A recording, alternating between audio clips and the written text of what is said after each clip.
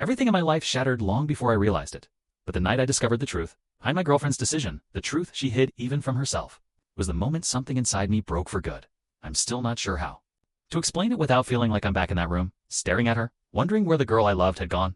My name is Aaron Hayes, 21-year-old college junior at a university tucked along the California coast. My girlfriend, Lena Morgan, 19, soft-spoken, bright-eyed. The kind of girl who apologized even when you bumped into her, had been the center of my world for almost 2 years. We lived together in a tiny off-campus apartment that smelled like coffee grounds and the cinnamon candles she loved, until everything changed at a party she should have never gone to. A party I asked her not to go to, and then it happened.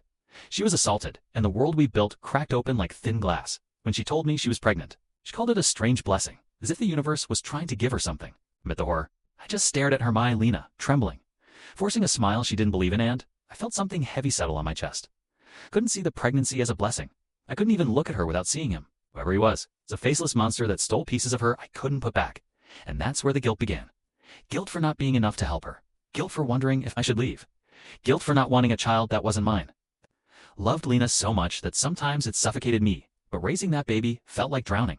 That same evening, overwhelmed by thoughts spiraling through my head, I drove to my friend Ryan Brooks's apartment.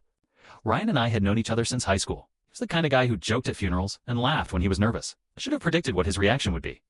What would you do in my situation? I asked him when we finally sat down in the cluttered living room of his apartment. Ryan raised an eyebrow. Do you mean if I were pregnant, or if I were you? 'Cause if I were pregnant, I'd sell the story to Netflix.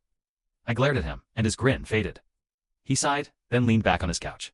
Look, man, it's tough, but if it were me, I wouldn't stay. That's too much for anyone. But you care about her, so you gotta choose what you want your life to look like. Nobody can decide this for you. I left more conflicted than before, driving home through the quiet streets, its headlights smearing across the pavement like white scratches in the night. I called Jason, another friend from my fraternity back in freshman year. We weren't close anymore, which made it easier to pretend the situation was hypothetical. But Jason wasn't an idiot, dude. He said after I finished talking, if you love her, you stay. She didn't choose what happened to her, and that kid, he didn't choose how he got here either. Jason was always more moral than the rest of us. He was openly pro-life and proud of it. Normally his lectures annoyed me, but tonight I clung to every piece of validation I could get, no matter where it came from.